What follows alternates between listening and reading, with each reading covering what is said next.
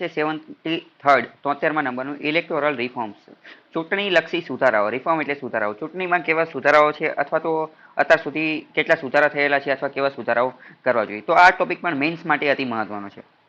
પહેલા તો committees related to the electoral reforms. Electoral reforms છે ચૂંટણી લક્ષી સુધારા કરવા માટે અત્યાર સુધી કેટલી કેટલી કમિટી બનાવવામાં આવેલી છે, એને કઈ કઈ ભલામણ કરેલી છે, એ બધી જરૂરી છે. મેન્સની અંદર ગમે ત્યારે પૂછાય કે ચૂંટણીમાં કેવા સુધારા જરૂરી છે, તો આ કમિટીએ જે વસ્તુ કીધેલી આપણે પણ એ વસ્તુ કેવી પડે. The various committees and commissions which have examined our electoral system. ઘણી બધી કમિટીની રચના કરવામાં આવી છે કમિશનની કે જેણે આપણી ઇલેક્ટોરલ સિસ્ટમ, ચૂંટણી લક્ષી સિસ્ટમ જે છે એનું એક્ઝામાઇન એની તપાસ કરેલી છે. ઇલેક્શન મશીનરીની તપાસ કરેલી છે as well as election process and suggested reform. નીચેના સુધારા જે છે આપેલા છે, કયા કયા સુધારા એ આપણે જોઈએ. અથવા તો પહેલા તો કઈ કમિટી હતી એ જોઈએ. 1971-72માં એક કમિટી બનાવવામાં આવેલી હતી, JPC, joint parliamentary committee. Joint parliamentary committee એ કોની અંદર હોય તો એમાં લોકસભા અને રાજ્યસભા બંનેના સભ્યો હોય. પાર્લામેન્ટરી એટલે કે સંસદીય, અને ગુજરાતીમાં કહેવાય સંયુક્ત સંસદીય સમિતિ, કે જેમાં બંને જે ગૃહ હોય, બંને ગૃહ, ઉપલું ગૃહ, નીચલું ગૃહ, લોકસભા, રાજ્યસભા બંનેના સભ્યો હોય. તો જોઈન્ટ પાર્લામેન્ટરી કમિટી જેપીસી બનાવવામાં આવેલી હતી કોની માટે? On amendments of election laws. ચૂંટણી લક્ષી કાયદાઓ જે છે એની અંદર સુધારો કરવા માટે. તો ચૂંટણી લક્ષી કાયદાઓ કયા છે? આપણે પહેલા જ જોઈ લીધું કે આરપી એક્ટ 1950, આરપી એક્ટ 1951, અથવા તો ડિલિમિટેશન કમિશન માટેનો એક્ટ હતો, એમાં અમુક પ્રકારના સુધારા કરવા માટે. પછી તારાકુંડે કમિટી બનાવવામાં આવેલી હતી 1974માં, 1974માં. આ જે તારાકુંડા કમિટી જે છે એની નિમણૂક કોણે કરેલી હતી તો કે જેપી એટલે કે જયપ્રકાશ નારાયણ જે છે, જયપ્રકાશ નારાયણ એને કરેલી હતી during his total revolution movement. આ જયપ્રકાશ નારાયણ જે છે એ એક ગાંધીવાદી વિચારધારા ધરાવતા એક નેતા હતા, અને એમને એક પ્રકારનું કાર્ય કરેલું હતું ટોટલ રિવોલ્યુશન. એમનું એવું કહેવાનું થતું હતું કે આપણે જે છે એ સંપૂર્ણ ક્રાંતિ કરવી છે. શું કરવું છે? સંપૂર્ણ ક્રાંતિ કરવી છે. એટલે ટોટલ રિવોલ્યુશન મુવમેન્ટ એમને ચલાવેલી હતી. તો એમનું એવું કહેવાનું થતું હતું કે ઇલેક્શન, ચૂંટણી લક્ષી બાબતોની અંદર અમુક રિફોર્મ સુધારાની જરૂર છે. તો આજે કમિટી, તારાકુંડે કમિટી એમને જાતે જ બનાવી હતી, પરંતુ એમને કોઈ સરકારી પદ કે એવું કંઈ હતું નહીં. એટલે એક રીતે આજે તારાકુંડે કમિટીને અનઓફિશિયલ કમિટી પણ કહી શકાય. એને પોતાનો રિપોર્ટ 1975માં આપેલો હતો. પછી સૌથી મહત્વની કમિટી હતી તો એ દિનેશ ગોસ્વામી કમિટી હતી, એ 1990ની અંદર બનાવવામાં આવી હતી. ઘણી બધી વાર પ્રશ્ન જે છે એ આમાંથી જ પૂછે છે, દિનેશ ગોસ્વામી કમિટી. કેટલી બધી વાર યસ પૂછાયેલો છે, એક બે વાર ક્વેશ્ચન પૂછાયેલો છે કે દિનેશ ગોસ્વામી કમિટી કોની સાથે સંકળાયેલી છે, તો એ ઇલેક્ટોરલ રિફોર્મ સાથે સંકળાયેલી છે. પછી વોહરા કમિટી જે છે એ વોહરા કમિટી એક અતિ મહત્વની કમિટી હતી કોની માટે તો કે Nexus between crime and politics. ઘણી બધી વાર જે ક્રિમિનલ લોકો જે છે, ગુંડા તત્વો જે છે એ પોલિટિક્સની અંદર આવી જતા હોય છે, અથવા તો એ બંનેની વચ્ચે નેક્સસ એટલે કે જોડાણ જોવા મળતું હોય છે, બંનેની વચ્ચે સાંઠગાંઠ જોવા મળતી હોય છે, બંને એકબીજાની સાથે મળી એકબીજાની મદદ કરતા હોય છે, અને એકબીજાનું જે છે એ રાખતા હોય છે. તો વોહરા કમિટી. તો ક્વેશ્ચન આનો જો આ ઉદ્દેશ્ય પણ પૂછાઈ જાય કે વોહરા કમિટી નીચેનામાંથી કોની માટે હતી તો કે ઇલેક્ટોરલ રિફોર્મ. બરાબર, એ તો હતું જ તે, પરંતુ એક ઓપ્શનમાં ડાયરેક્ટ જ આપી દીધેલું છે, Nexus between crime and politics. Okay. પછી આગળ જોઈએ તો કે ઈસીઆઈ, ભારતનું ચૂંટણી પંચ જે છે એને પણ અમુક પ્રકારની રિકમેન્ડેશન, ભલામણ કરેલી હતી 1998ની અંદર ઇલેક્ટોરલ રિફોર્મ માટે, ચૂંટણી સુધારા માટે. પછી ઇન્દ્રજીત ગુપ્તા કમિટી બનાવવામાં આવેલી હતી ઓન સ્ટેટ ફંડિંગ ઇલેક્શન. ઘણી બધી વાર સ્ટેટ ફંડિંગ ઇલેક્શનનો મતલબ શું થાય તો સ્ટેટ ફંડિંગ ઇલેક્શનનો કોન્સેપ્ટ જે છે એ આપણે આગળના ચેપ્ટરોમાં શીખી ગયા છીએ. State funding election I think પહેલું અથવા બીજું, પહેલું તો નહીં પરંતુ બીજું ત્રીજું ચેપ્ટર હતું શરૂઆતમાં, અહીંયા આપણે શીખી ગયા છીએ. સ્ટેટ ફંડિંગ ઇલેક્શનની અંદર કેવું હોય કે ચૂંટણીની અંદર જે કોઈ પણ ખર્ચ કરવામાં આવે, તો અત્યારે આપણે જોઈએ તો ખર્ચ કોણ કરે છે તો કે પોલિટિકલ પાર્ટી કરે છે, અથવા તો કેન્ડિડેટ એટલે કે ઉમેદવારો કરે છે. પરંતુ સ્ટેટ ફંડિંગ ઇલેક્શનની અંદર કેવું હોય કે જે ચૂંટણીનો જે બધો ખર્ચ જે છે, પોલિટિકલ પાર્ટી જે છે, પોલિટિકલ એમને ખુદનો કોઈ ખર્ચ ન કરવાનો હોય. પોલિટિકલ પાર્ટીને પૈસા જે છે એ બધા ઇલેક્શન કમિશન જ આપે. ચૂંટણી પંચ તે બધી પાર્ટીને એક સમાન પૈસા આપે. બરાબર, માની લો કે બધી પાર્ટીને 100 રૂપિયા આપી દીધા, બસ. તો પછી પોલિટિકલ પાર્ટી આ 100 રૂપિયા કરતા વધારે ખર્ચ કરી શકે નહીં. ઉપરથી જેટલા પૈસા આવે એટલા તે જે છે એ વાપરવાનો. પરંતુ આમાં પ્રશ્ન એ ઉદ્ભવે કે જો રાજ્ય તે બધાને પૈસા આપશે તો પછી રાજ્યના ખજાના ઉપર બોજ પડશે, પરંતુ એની ઉપર બોજ પડશે કે નહીં પડે, આના શું ફાયદા છે, આના શું નુકસાન છે, એ આગળના ચેપ્ટરો જે છે એમાં આપેલું છે. બરાબર, તો આને એક રીતે સ્ટેટ ફંડિંગ ઇલેક્શન કહેવાય. ટૂંકમાં સમજવું હોય તો એવું રીતે સમજી શકે કે ચૂંટણીમાં જે કોઈ પણ ખર્ચો કરવાનો એ બધો ખર્ચો કોણ આપે તો કે સ્ટેટ એટલે કે રાજ્ય જ આપે. રાજ્ય એનો ખર્ચો જે છે એ ઉઠાવે. બરાબર. પછી લો કમિશન. લો કમિશન, કાયદા પંચ જે છે એને પોતાના 170માં રિપોર્ટની અંદર કીધું હતું કે reform of the electoral rolls, ચૂંટણી લક્ષી કાયદાઓને સુધાર કરવો જોઈએ. પછી national commission to review the working of the constitution. 2000ની અંદર 2000ની સાલમાં એક નેશનલ કમિશન, રાષ્ટ્રીય કમિશન બનાવવામાં આવેલું હતું રિવ્યુ કરવા માટે, તપાસ કરવા માટે, વર્કિંગ ઓફ ધ કોન્સ્ટિટ્યુશન, બંધારણ કેવી રીતે કાર્ય કરી રહ્યું છે એની માટે. અને એના હેડ કોણ હતા તો કે એમએન એમ એન વેંકટે ચિલ્લાઈ જે છે એ એના હેડ હતા, એમ એન વેંકટ ચિલ્લે. પછી ઇલેક્શન કમિશન ઓફ ઇન્ડિયા ભારતનું ચૂંટણી પંચ જેને રિપોર્ટ આપેલો હતો પ્રપોઝડ ઇલેક્ટોરલ રિફોર્મ્સ 2004 ની અંદર. પછી સેકન્ડ એડમિનિસ્ટ્રેટિવ રિફોર્મ બીજા નંબરનું વહીવટી સુધારા માટેનું કમિશન હતું કે જેને શું કીધું, જેને રિપોર્ટ આપેલો હતો. કયો રિપોર્ટ? તો કે report on ethics in governance. Governance એટલે કે પ્રશાસનની અંદર એથિક્સ નૈતિકતા કેવી રીતે હોવી જોઈએ એની માટેનો રિપોર્ટ આપેલો હતો 2007 ની અંદર. It was headed by Veerappa Moily.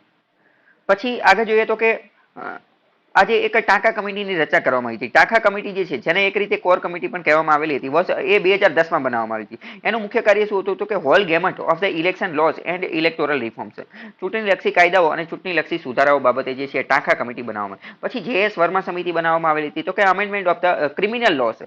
Criminal law જે છે અત્યારે પણ ઘણા બધા ચર્ચામાં છે. અત્યારે 2021 ની અંદર પણ એવી વાત ચાલી રહી છે કે ક્રિમિનલ લો જે છે એની અંદર સુધારો કરવાની જરૂર છે. ક્રિમિનલ લો એટલે કે આપણે ક્રિમિનલ પ્રોસિજર કોડ CRPC જે છે એની અંદર ઘણા બધા સુધારા તો કરવાની જરૂર છે, બરાબર. પછી લો કમિશન ચૂંટણી પંચે પોતાના 244 નંબરના રિપોર્ટમાં પણ ઇલેક્ટોરલ ડિસ્ક્વોલિફિકેશનની વાત કરેલી હતી કે ચૂંટણી લક્ષી કઈ બાબતોમાં ગેરલાયકાતો, ડિસ્ક્વોલિફિકેશન એટલે ગેરલાયક કઈ રીતે ઠેરવા જોઈએ. લો કમિશનના પોતાના 255ના રિપોર્ટમાં પણ ઇલેક્ટોરલ રિફોર્મની વાત કીધેલી હતી, બરાબર. એટલે કે કાયદા પંચે ઘણી બધી વાર એની વાત અલગ અલગ કીધેલી છે.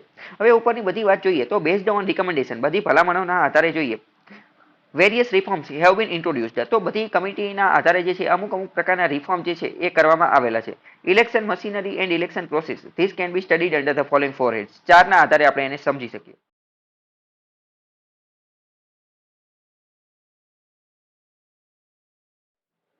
ચૂંટણી લક્ષી કોઈ પણ બાબતના જે છે એ સુધારા કરવામાં આવે. ફોર એક્ઝામ્પલ ચલો આપણે સમજીએ.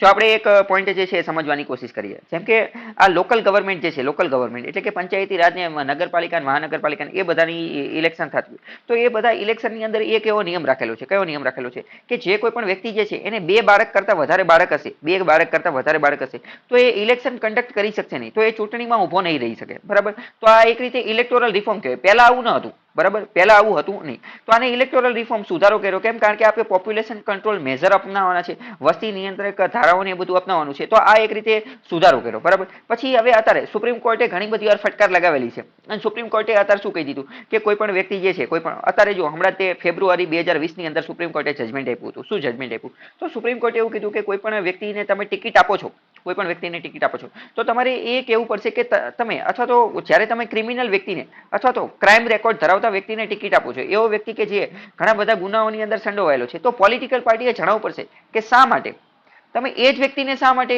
ટિકિટ આપેલી છે, બરાબર. શું તમને આખા દેશની અંદરથી અથવા તો આખા મતદાર ક્ષેત્રમાંથી તમને બીજો કોઈ સારો વ્યક્તિ મળ્યો જ નહીં કે તમે આ ક્રાઇમ રેકોર્ડ ધરાવતા વ્યક્તિ જે છે એને ટિકિટ આપી દીધી? અને આના જવાબમાં પાછી પોલિટિકલ પાર્ટી એવું પણ નહીં કહેશે કે વિનેબિલિટી એટલે કે અમને એવું લાગતું હતું કે એ જીતી જશે એટલે અમે જીતી. મોરે વિનેબિલિટી એટલે કે મેરે વિનેબિલિટી, માત્ર જીતી જશે એ એક કારણ જે છે એ ચાલશે નહીં, એ એક કારણ જે છે એ વેલિડ ગણાશે નહીં, એની સિવાય બીજા યોગ્ય કારણ હશે એ જણાવવા પડશે, બરાબર. તો આ એક રીતે લેન્ડમાર્ક જજમેન્ટ કહેવાય. તો આને આપણે શું કહીએ? ઇલેક્ટોરલ રિફોર્મ કહી શકીએ કે ચૂંટણીમાં આ પ્રકારના કંઈક સુધારા જે છે એ આયા. ઓકે. પછી જેમ કે સુપ્રીમ કોર્ટે અલગ અલગ જજમેન્ટ આપેલા છે, એમાં એવું પણ નક્કી કરેલું કે કોઈ પણ વ્યક્તિ, કોઈ પણ કેન્ડિડેટ ઉમેદવાર જે છે એ જ્યારે ચૂંટણીમાં કન્ટેસ્ટ કરતો હશે, બરાબર, જ્યારે એમાં ઉભો રહેલો હશે તો એને શું કરવું પડશે? પોતાનો જે રેકોર્ડ જે છે, ક્રિમિનલ રેકોર્ડ, પોતાની ફાઇનાન્શિયલ એસેટ્સ, પોતાની લાયબિલિટી એ બધી જાહેર કરવી પડશે. કોની અંદર? તો કે ન્યૂઝપેપરની અંદર ને એ બધાની અંદર આપી. તો આ બધા એક રીતે સુધારા કહેવાય. ટૂંકમાં ઇલેક્ટોરલ રિફોર્મ્સ, ચૂંટણી લક્ષી સુધારાઓ એટલે શું? તો એને આપણે એક રીતે એવું કહી શકીએ કે ચૂંટણી લક્ષી પ્રક્રિયાઓને વધારે સારી કઈ રીતે બનાવી શકાય, વધારે સારી કઈ રીતે લોકોને ફ્રી એન્ડ ફેર તરફ કઈ રીતે લઈ જઈ શકાય, બરાબર, વધુ અને વધુ ગવર્નન્સ તરફ, ગુડ ગવર્નન્સ તરફ કઈ રીતે લઈ જઈ શકાય, એવી રીતે. ખ્યાલ આવ્યો?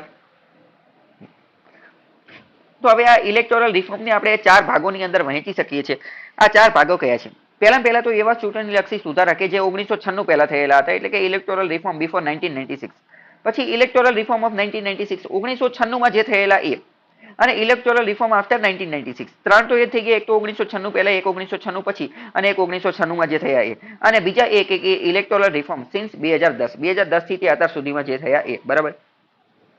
તો એ બધાને આપણે જોઈએ તો કે પહેલા આપણે 1996 પહેલા જે ઇલેક્ટોરલ રિફોર્મ થયા હતા એની થોડી વાત કરીએ. તો 1996 ની પહેલા જે થયો હતો એમાં સૌથી મહત્વનો જે સુધારો હતો તો એ કયો હતો? એ 1988 માં જે થયેલો હતો એ. એને એક રીતે લેન્ડમાર્ક જજમેન્ટ પણ કહી શકાય અથવા લેન્ડમાર્ક રિફોર્મ કહી શકાય. એમાં શું કરેલું હતું તો કે લોવરિંગ ધ વોટિંગ એજ, મત આપવાની જે ઉંમર હતી એમાં ઘટાડો કરી નાખ્યો. પહેલા મત આપવાની ઉંમર તમને ખ્યાલ છે કે 21 વર્ષ હતી, એ ઘટાડી અને કેટલી કરી નાખી 18 વર્ષ. એટલે કે હવે 18 વર્ષથી ઉપરના કોઈ પણ વ્યક્તિ હશે આજે પુખ્ત વય મતાધિકાર 18 વર્ષના હશે એ બધા જે છે એ મત આપી શકશે. એની માટે 61મો બંધારણીય સુધારો કર્યો 1988માં. તો આને એક રીતે જે છે એ લેન્ડમાર્ક રિફોર્મ કહી શકાય, બરાબર. કે ઘણા બધા નવા મતદાતાઓ પણ આવી ગયા અને આની માટે તો જે ચીફ ઇલેક્શન કમિશનર પહેલા એક જ હતો એમાં 2 વધારાના કરી નાખ્યા, ઇલેક્શન કમિશન 2 નવાની પણ જોગવાઈ કરી નાખી, બરાબર.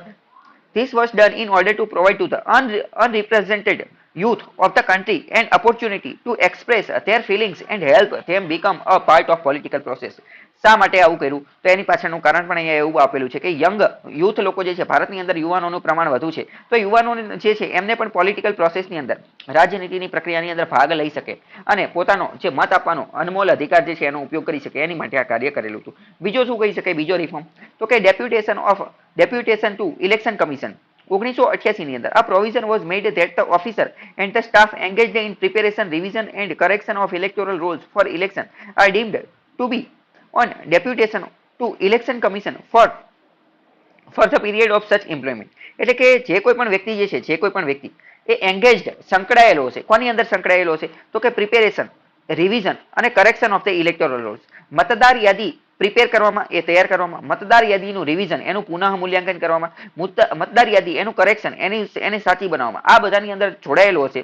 તો એ દરેક ઓફિસર જે છે એ ડેપ્યુટ કોની દ્વારા કરવામાં આવશે? એટલે કે એની નિમણૂક કોના દ્વારા કરવામાં આવશે? તો એ વ્યક્તિની નિમણૂક જે છે એ ઇલેક્શન કમિશન, ચૂંટણી પંચ દ્વારા કરવામાં આવશે. એ જેટલો સમય આ કાર્ય કરશે, કયું કાર્ય? તો કે ઇલેક્ટોરલ રોલ સંબંધિત જે કોઈ પણ કાર્ય કરશે, તો એ પોતાની એમ્પ્લોયમેન્ટ, પોતાની નોકરી માટે કોને જવાબદાર રહેશે? તો કે સીધો જ ઇલેક્શન કમિશન, ચૂંટણી પંચને જવાબદાર રહેશે, બરાબર. એટલે કે પછી સરકાર એની ઉપર હસ્તક્ષેપ કે એવું કંઈ કરી શકશે નહીં.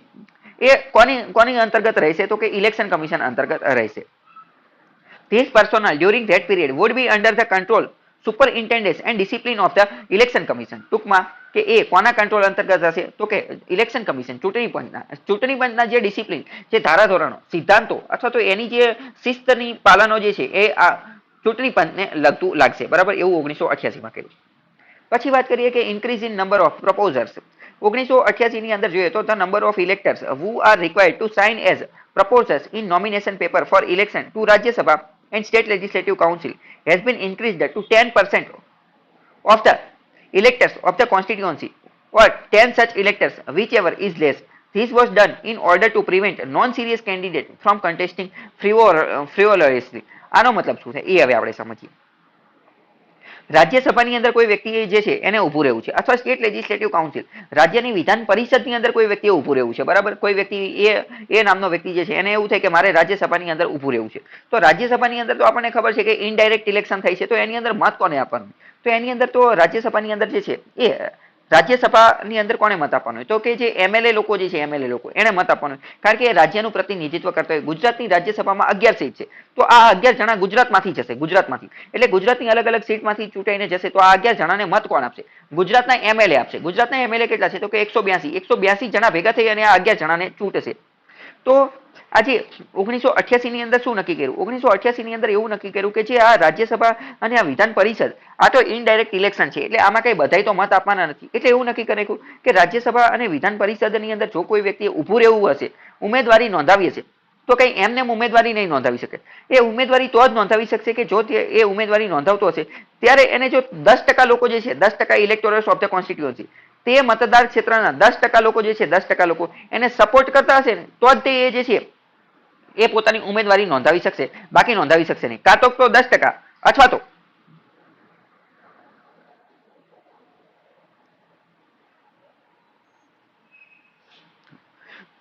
કાં તો 10% લોકો અથવા તો 10 ઇલેક્ટોરલ, એટલે કે 10 જણા જે છે એનું સમર્થન કરશે, બે માંથી જે ઓછું હોય 10 જણા એનું સમર્થન કરશે તો જ તે એની અંદર ઉભો રહી શકશે અથવા ઉભો નહીં રહી શકે. આને આપણે એવી રીતે સમજી શકીએ કે આની પહેલા આપણે જોયેલું હતું કે પ્રેસિડેન્ટ, રાષ્ટ્રપતિ તરીકે જો કોઈ પણ વ્યક્તિએ ઉમેદવારી નોંધાવી છે, રાષ્ટ્રપતિ તરીકે જો કોઈ પણ વ્યક્તિએ ઉમેદવારી નોંધાવી છે, તો પહેલા એને 50 જણાનું જે છે એ મૌખિક સમર્થન જોઈએ. મૌખિક સમર્થન એટલે કે 50 જણા મૌખિક સમર્થન એટલે કે હાથ ઊંચો કરી અને કહેવા જોઈએ કે હા હા અમે આ વ્યક્તિને રાષ્ટ્રપતિ તરીકે ઉમેદવારી નોંધાવતા જોઈ શકીએ છીએ. સાથે સાથે 50 જણાનું લેખિત સમર્થન જોઈએ.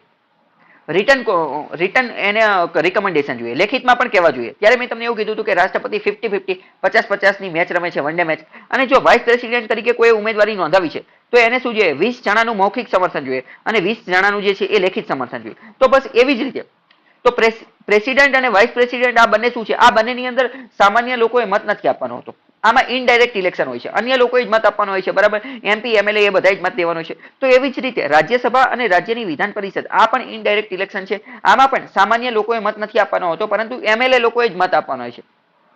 એટલે આની અંદર પણ એવી જ પ્રકારની વસ્તુ કરી નાખી કે રાજ્યસભાના અને રાજ્યની વિધાન પરિષદના જે સભ્યો જે છે ત્યાં એમને ઉમેદવારી નોંધાવી હશે તો પહેલા જે છે એ સમર્થન પ્રાપ્ત કરવું પડશે. જો રાજ્યસભામાં અને બેમાં તો કાં તો 10% ઉમેદવારો જે છે, 10% લોકો એને એનું સમર્થન કરવું જોઈએ, અથવા તો 10 લોકો બેમાંથી જે ઓછું હોય એને એનું સમર્થન કરવું જોઈએ. આવું શા માટે કર્યું? આવું એટલા માટે કર્યું કે નોન સિરિયસ કેન્ડિડેટ જે છે, નોન સિરિયસ, અમુક એવા ઉમેદવારો કે જે સિરિયસ નથી એ જે છે એને કાઢી નાખે. જો નોન સિરિયસ ઉમેદવારો ઉભા રહી જાય તો નુકસાન શું થાય? નુકસાન પહેલું તો એ થાય કે ખર્ચ ઘણો બધો વધી જાય. ઇલેક્શન કમિશન, ચૂંટણી પંચે જે છે આડોઅવળું બીજો કેટલો ખર્ચ કરવો પડે, એની માટેના ઇલેક્ટોરલ રોલ છપાવવાના, એડમિનિસ્ટ્રેટિવ વહીવટ ને એ બધું વધી જાય. ઓકે, ખ્યાલ આવ્યો?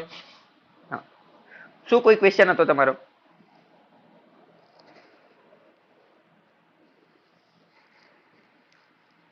કે આ 10% કોના ગણવાના? હા, ઓકે. હા, તો એ હવે આપણે જોઈએ. ટોટલ ઇલેક્ટોરલ રોલ હશે, આપણે વાત કરી તો ગુજરાતની રાજ્યસભાની 11 સીટ છે. આ 11 જણાને મત કોણ આપશે? તો કે 182. ગુજરાતની વિધાનસભાના કોણ? 182. તો આ 182 ના 10% ગણવાના. 182 ના 10% કેટલા થાય? 18.2 એટલે કે 19 જણા. કાં તો 19 જણા અને કુલ 10 જણા એટલે કે બે માંથી જે ઓછું હોય એટલે કે 10 જણા પણ જો તો 18.2 એટલે કે 19 અને 10 એમાંથી ઓછું કોણ છે? 10. એમાંથી ઓછું કોણ છે? 10. બરાબર. તો 10 લોકો જો કોઈ સમર્થન કરી જાય તો પણ જે છે એ આપણે એની અંદર ઉભા રહી શકીએ. ખ્યાલ આવ્યો? ઓકે. પછી વાત કરીએ, એ જ રીતે છે બસ સેમ વસ્તુ એમએલસી ની અંદર પણ. એમએલસી ની અંદર ઉભું રહેવું હોય તો પણ એ જ વસ્તુ લાગુ પડશે. હવે ગુજરાતની અંદર તો એમએલસી છે જ નહીં, તો ગુજરાતની અંદર તો એને કોઈ વાત છે નહીં, બરાબર. પરંતુ આપણે ઉદાહરણ લઈએ કે યુપી, ઉત્તર પ્રદેશની અંદર એમએલસી છે. તો માની લો કે ઉત્તર પ્રદેશની અંદર કોઈ એ નામનો વ્યક્તિ છે અથવા રાજ નામનો વ્યક્તિ છે, એને એમએલસી તરીકે ઉમેદવારી નોંધાવી છે, બરાબર. તો રાજે શું કરવું પડશે? યુપીની વિધાનસભાની અંદર જેટલા પણ એમએલએ જે છે, જેટલા પણ એમએલએ એના 10% એમએલએ જે છે એનું સમર્થન પ્રાપ્ત કરવું પડશે, અથવા તો ટોટલ 10 એમએલએ નું સમર્થન પ્રાપ્ત કરવું હશે. બે માંથી જે ઓછું થાય એ, બરાબર. કાં તો 10 જણા એનું સમર્થન કરવા જોઈએ અથવા તો 10% લોકો જે છે એ એનું સમર્થન કરતા હોવા જોઈએ. ઓકે, ખ્યાલ આવ્યો? પછી બીજી વાત કરીએ તો બીજું એક રિફોર્મ શું કરવામાં આવેલું હતું? તો 1979 ની અંદર જે છે એ ઇલેક્ટ્રોનિક વોટિંગ મશીન ઈવીએમ નો જે છે એ સ્થાપના કરવામાં આવી, અથવા તો એની જે છે એ એન્ટ્રી થયેલી હતી. તો આ પણ એક રીતનો રિફોર્મ કહી શકાય કે in 1989 a provision was made to facilitate the use of electronic voting machine in elections. The EVMs were used for the first time. પ્રથમ વાર ક્યારે? તો કે 1998 ની અંદર એક્સપેરિમેન્ટલ બેસિક, પ્રાયોગિક ધોરણે જે છે એનો ઉપયોગ કરવામાં આવેલો હતો. કઈ જગ્યાએ? તો કે સિલેક્ટેડ કોન્સ્ટિટ્યુઅન્સી, અમુક જે મર્યાદિત મતદાર ક્ષેત્રો હતા અહીંયા જ, ખાસ કરીને રાજસ્થાનની અંદર, મધ્યપ્રદેશની અંદર અને દિલ્હીની અંદર. તો પહેલા રાજસ્થાન, દિલ્હી અને મધ્યપ્રદેશની અંદર કરવામાં આવેલી હતી. The EVMs were used for the first time in general election. જો અહીંયા રાજસ્થાન, મધ્યપ્રદેશ અને દિલ્હીની અંદર જે હતી એ તો રાજ્યની ઇલેક્શન હતી, પરંતુ જનરલ ઇલેક્શન, લોકસભાની ઇલેક્શનની વાત કરીએ તો સૌથી પહેલા ગોવાની અંદર એનો ઉપયોગ થયેલો હતો 1999 ની અંદર, બરાબર. પછી વાત કરીએ બૂથ કેપ્ચરિંગ. બૂથ કેપ્ચરિંગ બાબતે એક મહત્વનો જે છે એ રિફોર્મ, સુધારો કરવામાં આવેલો હતો, એની આપણે થોડી વાત કરીએ. In 1989 ની અંદર a provision was made for adjournment of poll or countermanding of election in case of booth capturing. જો બૂથ કેપ્ચરિંગ કરવામાં આવશે તો એડજર્નમેન્ટ ઓફ પોલ જે છે, ચૂંટણી મતદાન જે છે એને એડજર્નમેન્ટ કરી દેવામાં આવશે, એટલે કે એને રદ કરી દેવામાં આવશે. પહેલા તો એ સમજો બૂથ કેપ્ચરિંગ નો મતલબ શું થાય. પહેલા એ સમજો કેપ્ચર નો મતલબ શું થાય. કેપ્ચર નો મતલબ થાય પકડી લેવું, બરાબર. હવે ફોર એક્ઝામ્પલ સમજો કે કોઈ ગુજરાત છે, ગુજરાતની અંદર કોઈ એક સીટ છે, બરાબર. અમદાવાદની અંદર વોટિંગ ચાલી રહ્યું છે, તો અમદાવાદની કોઈ એબીસી સ્કૂલ જે છે, એબીસી સ્કૂલ, ત્યાં મતદાન ચાલી રહ્યું છે. હવે આ જે મતદાન ચાલી રહ્યું છે એ મતદાન દરમિયાન જ કોઈ અસામાજિક તત્વો પહોંચી જાય છે, અસામાજિક તત્વો પહોંચી જાય છે, બંદૂક ને, ધારિયા ને, તલવાર ને એવું બધું લઈને પહોંચી જાય છે, અને બધા લોકોને ડરાવે છે, ધમકાવે છે અને કહે છે કે તમે આ વ્યક્તિને જ મત આપો, આ વ્યક્તિને જ મત આપો. એટલે કે આખું બૂથ શું કરે છે? કેપ્ચર કરી લે છે, એને પોતાના હસ્તક લઈ લે છે. આખા બૂથને શું કરે છે? પોતાના હસ્તક લઈ લે છે. કોના બળથી? તો કે મસલ પાવરથી. એ કોઈ પણ પોલિટિકલ પાર્ટી હોઈ શકે છે. મસલ પાવરથી એ પોતાના અંતર્ગત લઈ લે છે. તો આને શું કર્યું કે બૂથ કેપ્ચરિંગ. તો 1989 ની અંદર એવું કીધું કે જો ભવિષ્યમાં હવે ગમે ત્યારે બૂથ કેપ્ચરિંગ કરવામાં આવશે કોઈ અસામાજિક તત્વો દ્વારા, કોઈ પોલિટિકલ પાર્ટી દ્વારા, અથવા કોઈ મસલ પાવરનો ઉપયોગ કરી, એટલે કે આનો ઉપયોગ કરી, તો શું કરવામાં આવશે? એ જે ઇલેક્શન એ પોલિંગ જે છે એ પોલ એ ચૂંટણી એને એડજર્નમેન્ટ એને રદ કરવામાં આવશે બરાબર. બુથ કેપ્ચરિંગ ની અંદર કઈ કઈ વસ્તુ આવી શકે એ જોઈએ. તો બુથ કેપ્ચરિંગ ની અંદર શું શું તો કે seizure of polling station. Seizure polling station જે પોલિંગ સ્ટેશન જ્યાં મતદાન થતું હોય એને સીઝ કરી દેવામાં આવે, એને જપ્ત કરી દેવામાં આવે. And making polling authorities surrender ballot paper or voting machine. બીજું કાર્ય જો પહેલા તો આપણે એમ કીધું કે ડરાવી ધમકાવીને લોકોને જેમ કહે કે તમે આને મત આપો, અથવા એવું પણ બની શકે કે જે બધા બેલેટ પેપર જે છે બેલેટ પેપર મતદાન થઈ ગયું, મતદાન પૂરું થઈ ગયું, એની પછી અસામાજિક તત્વો આવે અને બધા બેલેટ પેપર જે છે એ જ તો ચોરીને જતા રહે.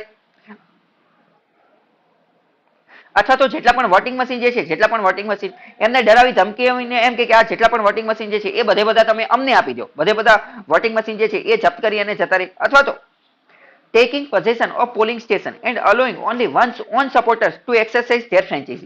અથવા એવું પણ બની શકે કે આખું બૂથ જે છે એ કેપ્ચર કરી લે અને બધા લોકોને મતદાન આપવા જ ન દે બરાબર. માત્ર એમના જે મનગમતા લોકો જે છે મનગમતા લોકો એને જ તે મત આપવા દે. આપણે આમાં પહેલા જોયું હતું કે ભારતની અંદર તો કઈ છે first past the post system છે બરાબર. હવે ફોર એક્ઝામ્પલ સમજો કે 3 જણા ઉભા રહ્યા છે એ બી અને સી બરાબર. કુલ 100 ઉમેદવારો છે. 100 ઉમેદવારો જે છે એમાંથી એને ખબર છે કે મને 10 જણા તો મત આપવાના છે, 10 જણા તો મત, કારણ કે એ 10 એના ઘરવાળા છે કે અથવા ફેમિલી મેમ્બર રિલેટિવ કે એ બધા છે. તો એ બૂથ કેપ્ચરિંગ કરી અને અમુક લોકો એવું કરે કે આ 100 માંથી 90 જણા જે છે 90 જણા એને મત આપવા આવવા જ નથી દેતા. 90 જણાને જે છે એ સીઝ કરી દે છે, જપ્ત કરી દે છે, એમ કે તમારા અંદર જવાનું જ નથી. આ 10 જણાને તે અંદર આવવા દે છે. તો આ 10 જણા તો એને જ મત આપશે, તો ઓટોમેટિકલી એ જે છે એ જીતી જશે બરાબર. તો આવું પણ થઈ શકે.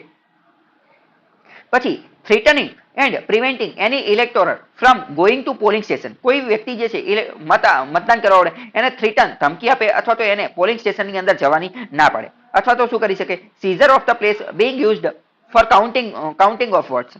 જ્યાં મત ગણતરીની પ્રક્રિયા ચાલુ હોય એને સીઝ કરી દે, એને જપ્ત કરી દે. તો આવી કોઈ પણ પ્રકારની વસ્તુ થાય તો એને શું કહેવાય, એને બૂથ કેપ્ચરિંગ કહેવાય. બૂથ કેપ્ચરિંગ ટૂંકમાં બૂથ કેપ્ચરિંગનો એક સિમ્પલ મતલબ તમે એવું સમજી શકો કે ધાક ધમકીના માધ્યમથી ધમકી મારી અને જે છે આખી બધી વસ્તુ કેપ્ચર કરી લેવી, એટલે કે જપ્ત કરી લેવી. જે કોઈ પણ આ બધું ચાલતું હોય, મત ગણતરી ચાલતી હોય અથવા પોલિંગ ચાલતું હોય, મતદાન ચાલતું હોય, એ બધું જે છે જપ્ત કરી લેવું બરાબર. ધમકીના માધ્યમથી અથવા તો હથિયારોના માધ્યમથી તલવાર ને ધારિયા ને એવું બધું લઈને પહોંચી જાય તો પછી સરેન્ડર કરવું પડે જે બધા લોકો હોય એને. ઓકે,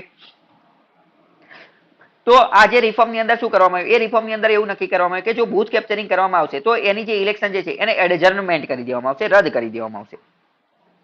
આગળ જોઈએ ઈપીઆઈસી. ઈપીઆઈસી શું છે તો કે electors photo identity card. Electors photo identity card. The use of EPIC electors photo identity card by election commission is surely making the electoral process simple, smoother and quicker. આજે EPIC જે છે એના માધ્યમથી ચૂંટણી પંચનું આ જે કદમ હતું એના કારણે ચૂંટણી લક્ષી પ્રક્રિયાઓ સિમ્પલ, સરળ, સ્મૂથ અને ક્વિક ખૂબ જ ઝડપી બની ગઈ. આ decision was taken by election commission. 1993 માં આ નિર્ણય લેવામાં આવેલો હતો. શું નિર્ણય લેવામાં આવેલો કે ત્યારથી આપણે ફોટો આઇડેન્ટિટી કાર્ડ જે છે એ ઇસ્યુ કરવામાં આવશે. ફોટો આઇડેન્ટિટી એટલે કે મતદાર જે છે મત આપવા વાળો વ્યક્તિ જે છે એનું ફોટો ધરાવતું એક આઇડેન્ટિટી કાર્ડ એટલે કે ઓળખપત્ર કે to electors throughout the country, જેને આપણે એક રીતે શું કહીએ છીએ વોટિંગ કાર્ડ કહીએ છીએ, વોટર કાર્ડ કહીએ છીએ. જે ચૂંટણી કાર્ડ જે છે એ પ્રકારનું એક જે છે એ રજૂ કરવામાં આવ્યું. જેના કારણે શું થશે to check bogus voting.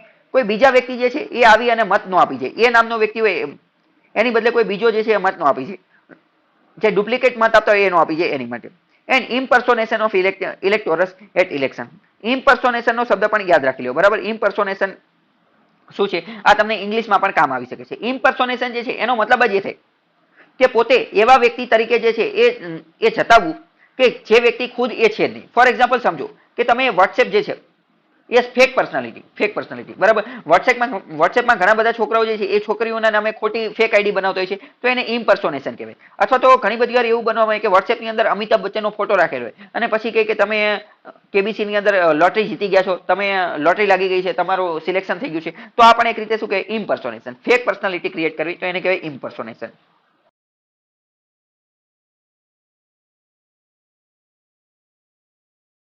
EPIC બનાવવામાં આવે છે એટલે કે આ photo identity card for the citizen, નાગરિકો માટે અથવા તો વોટર માટે છે, અથવા આપણે વોટર કાર્ડ જ એની વાત કરીએ, ચૂંટણી કાર્ડ જે છે એ બનાવવામાં આવે છે. તો ચૂંટણી કાર્ડ કોનું બનાવવાનું, શું બધા નાગરિકોનું બનાવી નાખવાનું કે શું 18 વર્ષથી ઉપરના બધા હોય એનું બનાવી નાખવાનું? તો એની પાછળ એનું બેઝિક શું હોવું જોઈએ, કોના આધારે બનાવવાનું, ક્રાઇટેરિયા શું? તો એનો ક્રાઇટેરિયા જે છે એ ઇલેક્ટોરલ રોલ રહેશે. શું રહેશે? Electoral roll. મતદાર યાદીમાં જેટલા પણ લોકોનું નામ હશે, એ બધાનો જે છે આ ઈપીઆઈસી ઇસ્યુ કરવામાં આવશે. એવું જરૂરી નહીં કે 18 વર્ષથી ઉપરના હોય એ બધાને વોટિંગ કાર્ડ મળી જાય.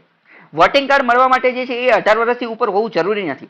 ઇલેક્ટોરલ રોલ મતદાર યાદીમાં નામ હોવું જરૂરી છે, બરાબર. અને મત આપવા માટેનો પણ એ જ વસ્તુ છે, બરાબર. મત આપવા માટે પણ ચૂંટણી કાર્ડ હોવું જરૂરી નથી. મત આપવા માટે ઇલેક્ટોરલ રોલમાં નામ હોવું જરૂરી છે.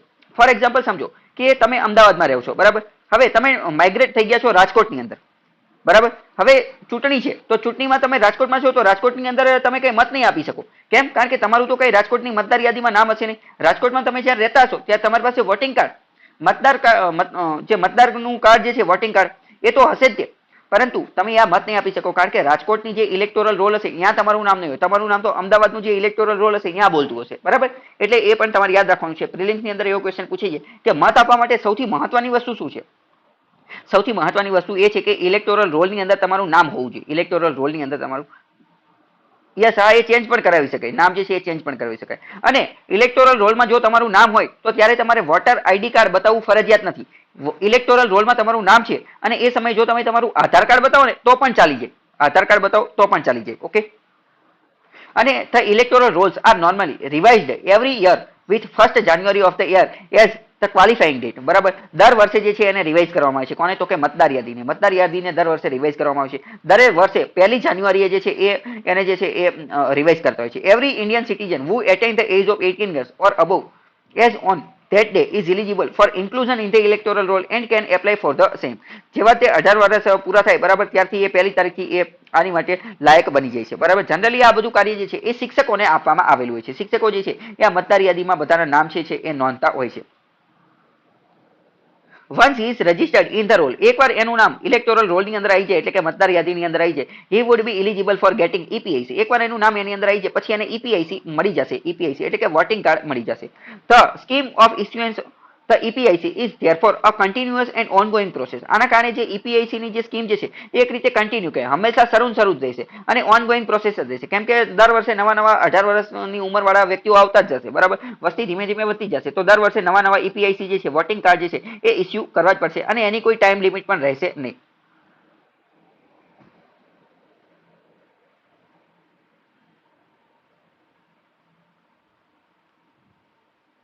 પછી જોઈએ તો it is continuous effort of the election commission to provide the EPIC to the electors who have been left out in the previous campaign as well as the new electors. ચૂંટણી પંચનું એ પણ એક કાર્ય છે કે જે લોકો જૂની ઇલેક્શનમાં રહી ગયેલા છે, બરાબર, ગયા વર્ષે જે રહી ગયા હોય તો આ વર્ષે એ આવી જાય અને એને EPIC રજૂ કરી દેવામાં આવે એટલે કે ઇલેક્ટોરસ ફોટો આઈડેન્ટિટી કાર્ડ જે છે મળી જાય એની માટે, બરાબર. આપણે એને એક રીતે વોટિંગ કાર્ડ કહીએ છીએ, જે આધાર કાર્ડ જેવું જ હોય છે મતદાર કાર્ડ એ, બરાબર. તો આપણે અત્યારે એક મુદ્દો જે છે પૂરો કરી દીધો. કયો મુદ્દો પૂરો કરે કે 1996 પહેલા કયા કયા સુધારા થયા હતા? 1996 પહેલા, 1996 પહેલા. ફરીથી એકવાર બધા જે છે હું તમને એકવાર કહી દઉં, બરાબર, કે 1996 પહેલા કયા કયા થયા. પહેલા તો 21 વર્ષમાંથી 18 વર્ષ કરી નાખ્યું એ. પછી બધા જે કર્મચારીઓ હશે કે જે ઇલેક્ટોરલ રોલની અંદર જોડાયેલા છે એ બધા કોને જવાબદારી છે? તો કે ઇલેક્શન કમિશનને જવાબદાર. પછી increase the number of proposals. Number of પ્રપોઝલ્સનો મતલબ શું? રાજ્યસભામાં અથવા વિધાન પરિષદમાં કોઈ વ્યક્તિએ ઉમેદવારી નોંધાવી હશે તો 10% લોકોનું સમર્થન જોશે અથવા 10 લોકોનું સમર્થન જોશે.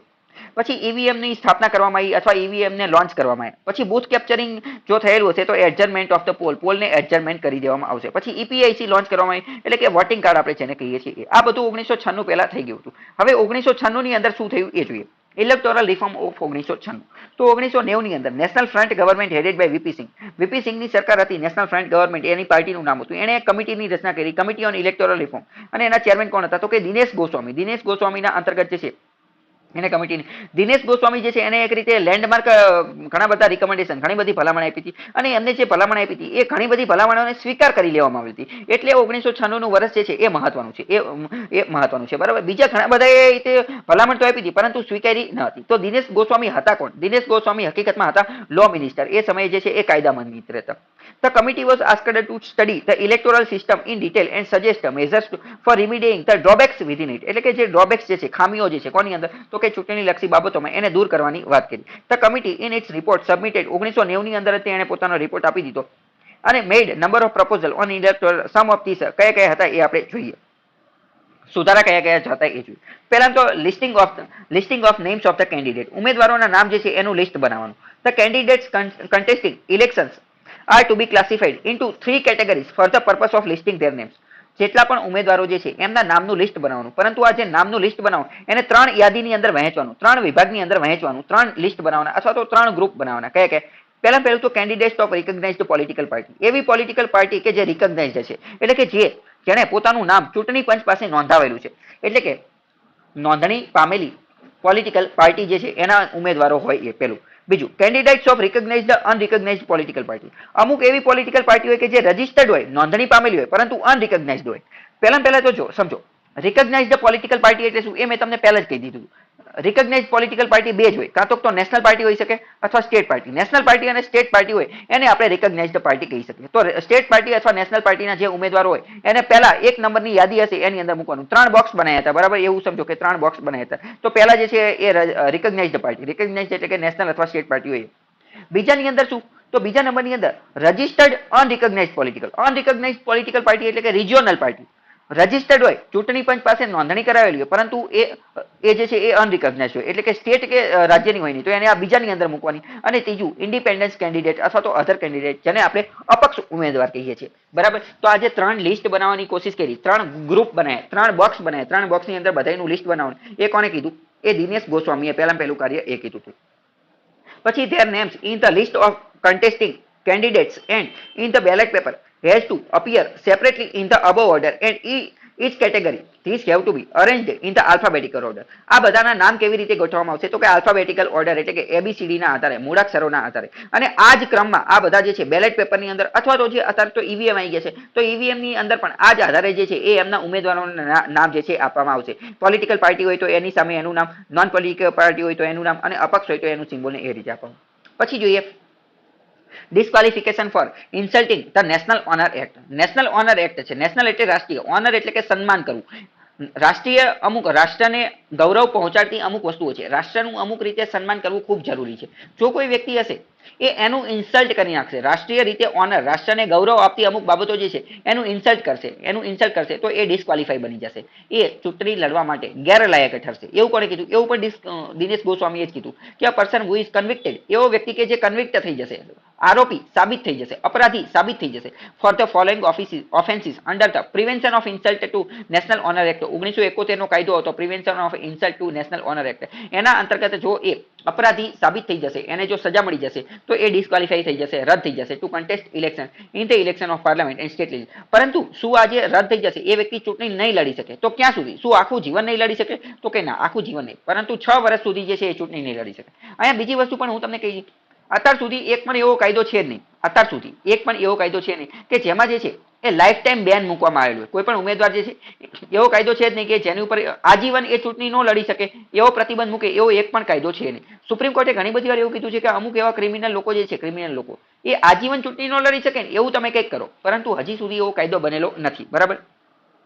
તો આજે નેશનલ ઓનર એક્ટ જે છે એમાં પણ 6 વર્ષ સુધી એ ચૂંટણી ન લડી શકે. જીપીએસસી ને આંકડા પૂછવાની જે છે એ બહુ મોટી આદત છે, તો એમાં આ પ્રશ્ન પૂછી શકે, 6 વર્ષ વાળો જે છે આંકડો મૂકી શકે. હવે આપણે જોયું કે નેશનલ ઓનર એક્ટનું ઇન્સલ્ટ કરશે તો નેશનલ ઓનર એક્ટની અંદર કઈ કઈ વસ્તુ આવે? મેં તમને પહેલા કીધું કે રાષ્ટ્રને જે ઓનર, માન, સન્માન, પ્રતિષ્ઠા આપતા હોય એ. પહેલું તો offence of insulting national flag. રાષ્ટ્રીય ધ્વજ જે છે આપણો રાષ્ટ્રધ્વજ, જો એનું ઇન્સલ્ટ કરે તો. હવે રાષ્ટ્રધ્વજનું ઇન્સલ્ટ કરવાની ઘણી બધી અલગ અલગ રીત છે, જેમ કે ઊંધો રાષ્ટ્રધ્વજ ફરકાવો, રાષ્ટ્રધ્વજ જે છે એનું અપમાન કરવું, રાષ્ટ્રધ્વજને આપણા શરીર ઉપર વીંટળી લેવું, બીજી ઘણી બધી વસ્તુ છે, બરાબર? તો એ બધી વસ્તુને ઇન્સલ્ટ કહેવામાં આવે છે. એની માટે જે છે એ હકીકતમાં એક ફ્લેગ કોડ બનાવેલો છે, ફ્લેગ કોડ જે છે એ બનાવેલો છે, એટલે કે એની માટે એક અલગ જ કોડ બનાવેલો છે 2003 નો, બરાબર? જો એનું એ અપમાન કરશે, તો એ ગુનો કરશે, તો એ જે છે 6 વર્ષ માટે ચૂંટણી લડી શકશે નહીં. પછી offence of insulting the constitution of India. જો ભારતીય બંધારણનું તે ઇન્સલ્ટ કરી નાખશે કે જે ઓફિસની અંદર એને જવાનું છે, હકીકતમાં એને આ પદ તો બંધારણ આપે છે, અને જો એ બંધારણનું તે અપમાન કરી નાખશે તો 6 વર્ષ સુધી એ ચૂંટણી લડી શકશે નહીં. Offence of preventing the singing of national anthem. રાષ્ટ્રગીત આપણે જે ગાવાનું હોય છે જન ગણ મન, બરાબર? એની અંદર આપણે કીધેલું છે કે 52 સેકન્ડમાં પૂરું થઈ જવું જોઈએ, એની માટેની યોગ્ય પોઝિશન નક્કી કરેલી છે, એ રીતે જ ગાવાનું. તો જો એનું એ ઓફેન્સ એના ગુનામાં આવી જશે, એનું જો પ્રિવેન્ટ અટકાવશે, તો પણ 6 વર્ષ સુધી એ રહી શકશે નહીં. આવું બધું કોણે કીધું? આવું બધું કીધું દિનેશ ગોસ્વામી કમિટીએ. પછી વાત કરીએ તો કે prohibition on sale of liquor. Dinesh Goswami કમિટીએ એવું પણ કીધું હતું કે લીકર દારૂ જે છે એ વેચી શકાશે નહીં, એની ઉપર પ્રતિબંધ મૂકી દીધો, એની ઉપર નિષેધ મૂકી દીધો, વેચી નહીં શકે. ક્યાં? તો કે નો લીકર ઓર અધર ઇન્ટોક્સિકેન્ટ. લીકર દારૂ પણ નહીં વેચી શકે, એની સાથે અધર ઇન્ટોક્સિકેન્ટ બીજા અમુક માદક દ્રવ્યો જે છે એ પણ નહીં વેચી શકે. Are to be sold or given or distributed at any shop, eating place, hotel or any other place where in public or private within a polling area during the period of 48 hours ending the hour fixed for the conclusion of the poll.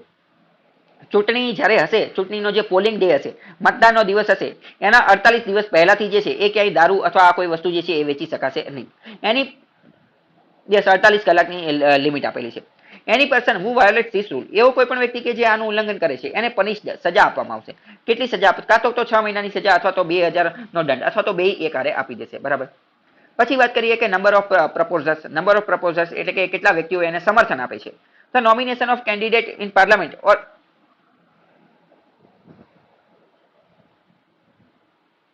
Yes right. હા,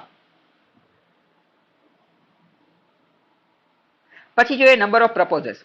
The nomination of a candidate in a parliamentary or assembly constituency should be subscribed by 10 registered electors of the constituency as proposal. એટલે કે જો કોઈ વ્યક્તિએ મતદાનની અંદર ઊભું રહેવું છે, ઉમેદવારી નોંધાવી છે, તો પહેલા તો 10 રજિસ્ટર્ડ ઇલેક્ટર, 10 લોકો જે છે એને એનું સમર્થન કરશે, પછી જે ઊભું રહી શકશે. If the candidate is not sponsored by a recognized political party, જો કોઈ અપક્ષ તરીકે ઊભું રહેવું છે તો પહેલા તો 10 જણા એને સમર્થન આપવું પડશે. 10 જણા સમર્થન આપે તો જ રહી શકે. એક મિનિટ. હા. In the case of a candidate sponsored by a recognized political party, only one proposer is required. જો કેન્ડિડેટ જે છે એ કોઈ રિકોગ્નાઇઝ્ડ પાર્ટીમાંથી આવતો હશે તો એને ખાલી એક જ વ્યક્તિ જે છે, એક જ વ્યક્તિ એના સમર્થનની જરૂર પડશે. This was done in order to discourage non serious people જે છે એને કાઢી નાખવામાંથી. હવે જો અહીંયા પ્રશ્ન એ છે કે સમર્થન આપશે કોણ? સમર્થન કોણ આપશે? તો જો કોઈ વ્યક્તિ અપક્ષ તરીકે ઉમેદવારી નોંધાવી છે તો એને સમર્થન કોણ આપશે? 10 રજિસ્ટર્ડ ઇલેક્ટોરર્સ. હવે 10 નોંધણી પામેલા ઇલેક્ટોરર્સ નો મતલબ શું થાય? ઇલેક્ટોરર્સ નો મતલબ જે મત આપવાવાળા વ્યક્તિ જે છે ને એ મત આપવાવાળા વ્યક્તિ. બરાબર. જે મત આપવાવાળા વ્યક્તિ એટલે કે જે નોર્મલ વ્યક્તિઓ જે છે એ. બરાબર. એ પ્રશ્ન ઉભો થાય કે આ 10 વ્યક્તિ ગણવાના કેવી રીતે? કયા 10 વ્યક્તિ લેવાના? તો એ ઉદાહરણ દ્વારા એનો મતલબ શું એ સમજો. હવે માની લો કે તમારે લોકસભાની ચૂંટણીની અંદર અથવા તો રાજ્યની વિધાનસભાની ચૂંટણીની અંદર ઊભું રહેવું છે, પરંતુ તમને કોઈ પાર્ટીએ, કોઈ રિકોગ્નાઇઝ્ડ પાર્ટીએ ટિકિટ આપેલી નથી, એટલે કે ભાજપ, કોંગ્રેસ, આમ આદમી પાર્ટી કોઈ તમને ટિકિટ આપેલી નથી, તો તમે શું કરશો? તમે અપક્ષ તરીકે ઉમેદવારી નોંધાવશો. તો જ્યારે તમે અપક્ષ તરીકે ઉમેદવારી નોંધાવો ને તો તમારી આજુબાજુના 10 રજિસ્ટર્ડ વોટર હોય, 10 નોંધણી પામેલા વોટર, એવા વ્યક્તિઓ કે જેનું ઇલેક્ટોરલ રોલની અંદર નામ હોય, એ 10 લોકોએ તમારું સમર્થન કરવું પડશે. જ્યારે તમે ઉમેદવારી નોંધાવવા જાઓ તો આ 10 જણાને પણ હારે લઈ જવાના. આ 10 જણા જે છે એ તમારું સમર્થન કરશે, તો જ તમે અપક્ષ તરીકે જે છે એ તમને ટિકિટ મળી શકે, બાકી મળી શકે નહીં. ખ્યાલ આવ્યો? વન પ્રપોઝર કોની માટે? વન પ્રપોઝર એવા વ્યક્તિ માટે કે જે છે એ રિકોગ્નાઇઝ્ડ પોલિટિકલ પાર્ટી હોય, જેને રિકોગ્નાઇઝ્ડ પોલિટિકલ પાર્ટીમાંથી ટિકિટ મળી ગઈ હોય, જેને ભાજપમાંથી, કોંગ્રેસમાંથી અથવા બીજી કોઈમાંથી ટિકિટ મળી ગઈ હોય. હા,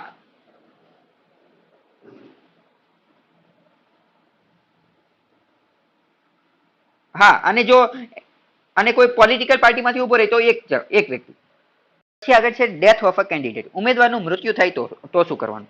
earlier in case of death of a contesting ઇલેક્ટમેન્ટ, કન્ટેસ્ટિંગ કેન્ડિડેટ એટલે કે ચૂંટણીમાં ઉભો રહેલો ઉમેદવાર, જો જે દિવસે પોલિંગ છે એટલે કે જે દિવસે મતદાન છે એના પહેલા એનું મૃત્યુ થઈ જાય તો શું થાય? ધ ઇલેક્શન યુઝડ ટુ બી કાઉન્ટરમેન્ડેડ. તો આવા કેસની અંદર ઇલેક્શન જે છે એને કાઉન્ટરમેન્ટ કરવામાં આવતું હતું. એટલે શું એ જોઈએ. Consequently the election process had to start all over again in the concerned constituency. એનો મતલબ શું? એનો મતલબ એમ કે આખી જે ચૂંટણી પ્રક્રિયા જે છે એ ફરીથી શરૂ કરવામાં આવતી હતી. But now the election would not be countermanded, એટલે કે હવે આખી જે છે એ ફરીથી શરૂ કરવામાં આવતી નથી. However if the deceased candidate belong to recognised political party, પરંતુ જો ઉમેદવાર જે છે, મૃત્યુ પામેલો ઉમેદવાર એ રિકોગ્નાઇઝ્ડ પોલિટિકલ પાર્ટી છે, એટલે કે નેશનલ પાર્ટી અથવા સ્ટેટ પાર્ટીમાંથી આવે છે, તો the party concern would be given an option to propose another candidate within the 7 days. તો આવા કેસની અંદર છે રિકોગ્નાઇઝ્ડ પોલિટિકલ પાર્ટી જે છે એને 7 દિવસનો સમયગાળો આપવામાં આવે છે કે તમે 7 દિવસની અંદર બીજો ઉમેદવાર જે છે, અનધર કેન્ડિડેટ, બીજો ઉમેદવાર જે છે એની તમે જાહેર કરી દો કે આ જે વ્યક્તિ મરી ગયો, એ નામનો વ્યક્તિ મરી ગયો, તો એની બદલે બી નામનો વ્યક્તિ જે છે એ ઉભો રહેશે. આવું શા માટે? ચૂંટણી પંચનો સમય ન બગડે એની માટે. બરાબર. ચૂંટણી પંચનો પણ અને લોકોનો પણ, જનતાનો પણ સમય ન બગડે એની માટે. પહેલા કેવું હતું, જો કોઈ વ્યક્તિનું મૃત્યુ થાય તો આખી ચૂંટણી જે છે એ રદ કરવામાં આવતી હતી અને ફરીથી જે છે એનું આયોજન કરવામાં આવતું હતું. બરાબર.